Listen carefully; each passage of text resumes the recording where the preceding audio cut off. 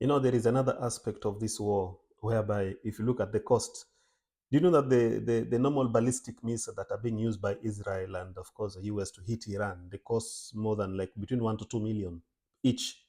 But then you look at the cost of these kamikaze drones and missiles thrown by Iran, they cost between 20,000 and $50,000, which is quite cheap. So you find that Iran is using cheaper missiles and cheaper drones to hit targets in Iran.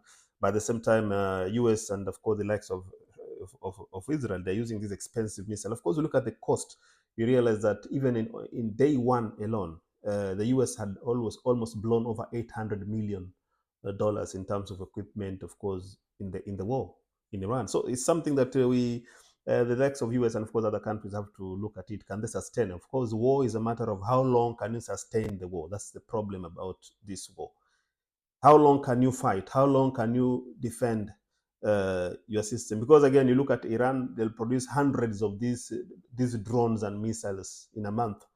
But these interceptors that are being used by Israel, Qatar, and the US to intercept most of these missiles, they can build like six in a month. So the maths can't be, it doesn't add up in terms of having few interceptors with the hundreds or thousands of drones.